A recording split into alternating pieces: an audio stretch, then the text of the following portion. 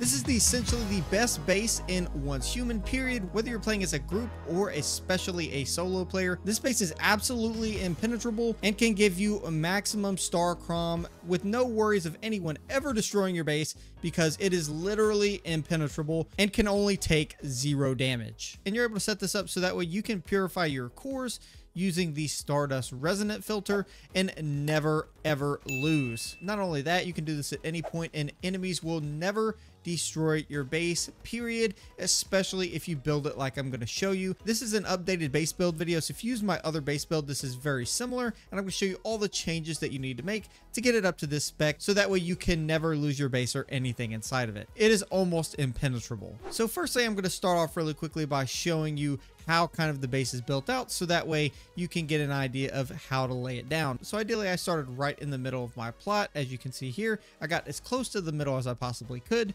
and I just put down these regular triangle foundations. Now I did this 3 times around the entire center, so a full ring of 3 triangles, another full ring of 3 triangles around that, and then another full ring of triangles around that as well. These are just extra spots for a pathway, and that is the primary base of this entire build. Next, normally in the other build video, I would have walls on the entire outside of this base. I changed it to be pillars, and I changed it for a couple reasons, especially if you build this on land earlier, when you have enemies run from all sorts of angles at your base to get over here to the Stardust Resonator. What's going to happen is they're going to run right into your wall and try and break through your wall and break through stuff on the way. If you have pillars up, they should more than likely just run right through all of your pillars, right over to your Stardust Resonator. And not only that, if they break enough walls on the first floor, they can collapse your entire base. But if you do a lot of pillars like this, it's almost impossible for that to happen. So basically, you're just going to put pillars on the entire first floor at every given spot possible to give you the best foundation for your base in case something happens to them. And as you can see, I put my vending machine down here for easy access because I'm not really worried about it. Also, before we go into some of that stuff over there,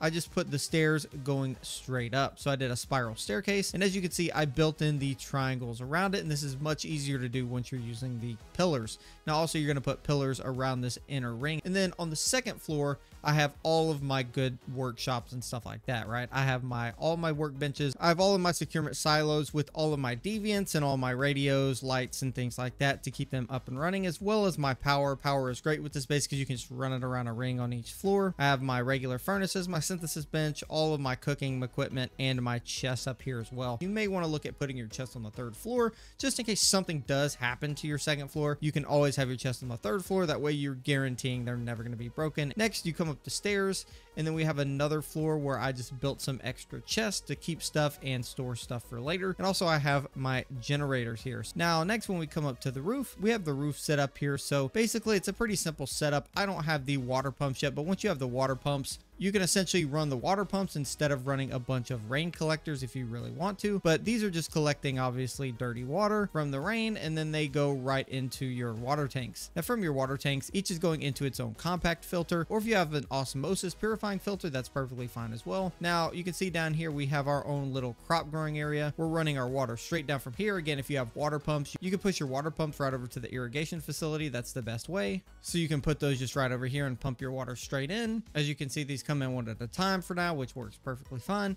We could just place our planter boxes, set up our grow lights, so that way we can adjust them to whatever target lighting and whatever target irrigation we want, depending on whatever level the crops need, and we can grow those in here. I plan on adding a lot more crop beds, even more crops. Now the best thing about this base, probably single-handedly, obviously I have my garage here, I may change this up later, is the spot for our Stardust Resonator filter. And now I'll show you kind of how I have this Stardust Resonator. It's essentially just a 4x3 column, so 4 columns by 3 columns here. So basically you're just going to put a roof here, and you're going to put a triangle piece here. From here, if you've played Rust, we're simply just honeycombing the outside, meaning that top layer right there is just completely boxed off, so that way in case it gets destroyed, they're still not at our Stardust Resonator. And then again, the same goes for this. We're just honeycombing the outside, meaning putting 1 box and 1 triangle additionally on the outside. Now you can put a sandbag here and then just jump straight up, and you have your Stardust Resonant Filter in here. Now, again, once you start this, all you have to do is drop down.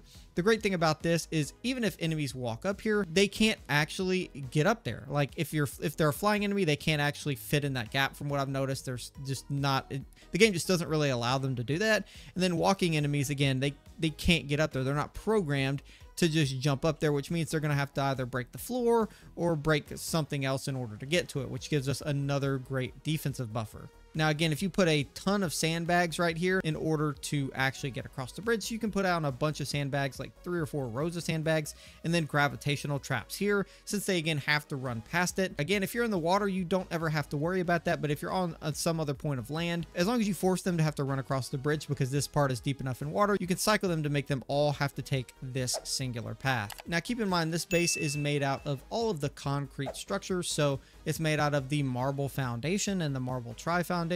Additionally, it's using the premium wood ceilings and the premium solid wood tri-ceiling. And then for our walls, we're using either the concrete wall or the concrete wall 1. This is giving us the best defense because each one of these foundations has 6,400 health, and the columns and walls all have 3,200, which is a big upgrade from like wood or stone. Now, the portion of the map where I'm actually at, which allows you to build, especially in such deep water, is right here to the right of Blackfall and left of the HP Evolution Institute. You can see it's right here just to the right of the Blackfell oil fields, right here in the water. Right here in the water, you can build just about anywhere in this area, and I'm pretty sure this will get taken up. Now, one thing from the Memetics screen, you want to make sure you build out all the way down this middle column so you can create the enhanced support and the enhanced doors and windows. This should give you every single thing you need to build the most enhanced base possible. Also, you want to make sure you build all the way down to advanced generators so you get all of the actual power options. You want to make sure you grab securement unit expansion 2 so you get your maximum spots for your securement units, as well as building all the way out down on this defensive section so you get the auto turrets. But again, you get the auto turrets all the way down here so you can use shotgun and rifle turrets level 3. This is primarily what you're going to be using for defense. After that, things like the gravitational grip 3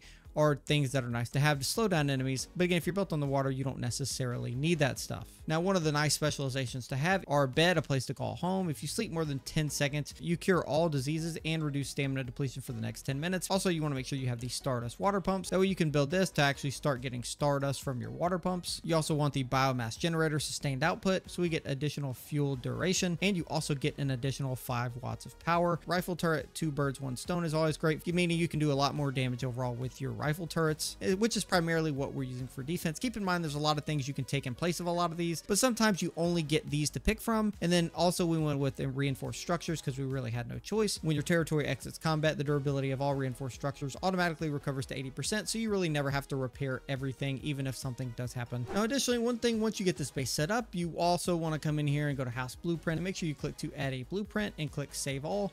What this is going to do is build out this entire base for you, so that way when the season wipes, or you want to use this at any other point, but if you save a blueprint, you can actually put this blueprint down on a new server or a new wipe, and this will let you rebuild the base without having to come in here and build it out one by one, piece by piece, all over again. So make sure to save that. So normally you're going to start out with solar panels. That's what you'll start off with on the beginning of the game. But as you continue, you can see once you go in here to the power section, and one of the great things about this is if you actually get lucky enough to get the specialization here for biomass generator sustained output, you're actually going to increase your biomass generator's power output by 5 watts and the fuel duration by 150%. Now, one of the things you are going to need for this, obviously you'll have to go into your Memetics, make sure you have solar generator, electric kit, power upgrade, all that good stuff. Need to have unlocked advanced generators so that way you can actually build the advanced biomass generator.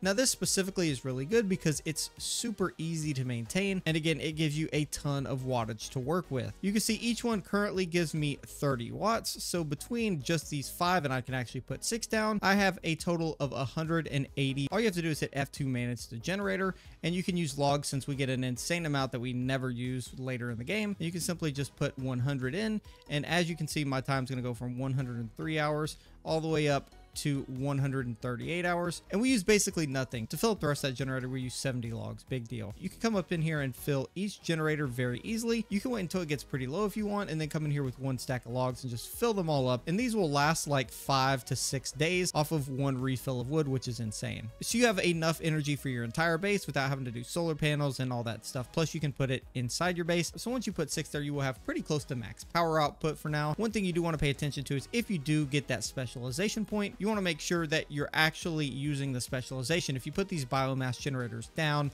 and then get the specialization, that specialization may not exactly be active on the generator yet. So if you already have some placed, you can actually hit R to demolish them. You should get all of the materials back. And then once you get the materials back, you just simply click on it and rebuild it. And then once you place it back down, you can see now it has that little yellow icon. It's going to give us 35 watts. That means we're going to go from having 180 watts to 210 watts. Obviously, I'm running this just through one connector and then over to my actual switch pylon. There's a power trick that you can use, which I'll talk about in a later video in more detail, that can really help your base. So obviously I have all my power going through this switch pylon right here, which controls all of the power output. Now, essentially when I build my Stardust water filters and things like that, I have a switch right here that basically every single thing that I have, that's like the stove, like the turrets, everything I would normally use on a typical day-to-day for my base, for the most part I have on the switch. Now you want to put this stuff on one switch so you can switch it off, and obviously it turns off all of your power,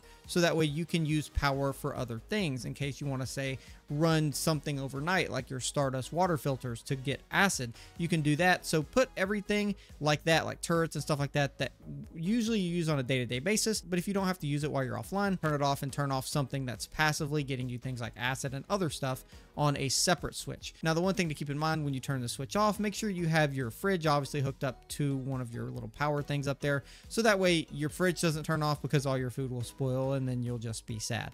So I'm going to turn that on. And then again, I have all my electricity running out here to my turrets. Now, the best thing about this base, probably single-handedly, obviously I have my garage here, I may change this up later, is the spot for our Stardust Resonator Filter. A singular path that enemies can walk on. And enemies have to come this way if they can even get here, meaning they only have one path. These shotgun turrets and all these turrets, take care of them every time, especially if you're on land. This is the way they'll come. And again, for our defense, we're using rifle turret level 3s, and we're also using shotgun turret level 3s and 2s. Keep in mind, if you're built completely in the water like this, you really don't need them. You can reallocate them more towards the rifle turrets since you're again in the water and they can't actually get to you. Now, the best thing about this build that makes it indestructible and unstoppable is we literally have it in the middle of the water. So if you're familiar with how the NPCs work, they will essentially walk around up to your base, run up to your base, and attack the Stardust Resonator. Since we're in the middle of the ocean and they spawn around our base, they can't do that. You can see we're swimming right here. Now, as you can see, the closest they can actually get is right here that they can walk, meaning they can't even get up to our base. So if they try and come up here to jump on our base, you can see if they come up to jump up to our base, they're now swimming everywhere around it because the water's too deep. They cannot even get up to our base. It's literally impossible at this point. So basically, the only enemies that can attack us are bosses or flying enemies, which you can use your turrets and stuff to take out very easily. Now, I'll show you some footage of me using a core level 3 just to give you an idea of how the enemy spawns work, especially if you build the base like this. Now, ideally, we have this point over here, and over here is the closest point of the second closest point of land, and that's where enemies will spawn because they can't spawn out in the deep water. Obviously, they can't go there. And what actually happens is when they spawn out here, the other walker type enemies just sit at the edge and don't actually attack or try and get up to your base at all. That's actually pretty amazing. You can just sit here and mow them down and not have to worry about them. Now, the other spawn point is going to be the next closest point of land, which would be in this corner right here is what I've come to find out. So essentially, enemies spawn here, they run up right here as close as they can get, and again, they get completely stuck there and can't do anything. Now, what I've noticed is somehow, and this may be a glitch, I'm not quite sure, sometimes they will throw projectiles and throw it at the base. They apparently go through the entire wall, which is kind of a problem. I'm not sure if that's a point that's meant to be had. That means you can just sit here and mow them down, and they can only destroy your Stardust Resonator, and if they destroy it and you happen to fail, you can just reload it back in and redo it. Now, again, this is good because we can just sit here and mow them down before they even get to that point, and if they're just doing this and attacking that, that means they're never destroying any other part of our base. Worst case scenario, they destroy it, you repair it, you go again. But again, with the defense we have set up, that should almost never happen. Now, again, if you're more on land, you can use these shotgun turrets to take care of anybody crossing the bridge, and you'll never have to worry about almost an enemy getting across. And then rifle turrets on the corners. Now, in this setup, I'm using 2 rifle turrets on the corners, and I also plan on putting like 4 or 5 turrets over here because the enemies will spawn essentially like right here. And so that way, when you put the turrets in this little line, they'll attack everything right here, which is where all of the enemies that can attack us will be at, and they'll never get close to the base, meaning we'll essentially never lose again. Now, I did want to walk you through one battle to give you an idea of what we're talking about. So we're just going to do a simple Cortex level 2 here, and we're going to start the Purify. This is what I'm about to show you. So you can see all the enemies actually spawn right out here. They all spawn out here, and the ones that spawn over here just stack up in that corner. It's kind of insane. So these are going to continue to just walk around out here, not knowing what to do. These are also going to sit out here, not knowing what to do. You can see them just standing over there. They can't get to our base. They just sit there, they spawn in, and some of them will eventually run over here, where they just kind of sit there, and sometimes will throw stuff at your Stardust Resonator. But you can see him just chilling right here, not really able to do anything. You just take them out. As they come in, you just sit here and wipe them off the screen, and then by the time 3 minutes goes by, you're good to go and you're basically done. You can see this guy's going to attack from a distance, but again, that's very rare, and even if they do that, like, they're not doing anything. It's only that specific special type of enemy, especially if you put turrets right here, like 4 to 5 or 6 turrets right here. There is nothing, and I mean nothing, that they can do at all. They will get wiped from the face of existence before even existing. Even the flying enemies, you can see, really don't know what's going on. Again, this isn't even fully spec'd out, but you can see if I had a bunch of turrets up here, which I don't have the chips currently for, I wouldn't even have to do anything, and this would be a freebie. You could just do it, and you could just set it off and literally almost just walk away. Like the video if it helped you out, and subscribe if you're new. I'll see you guys in the next one. Peace.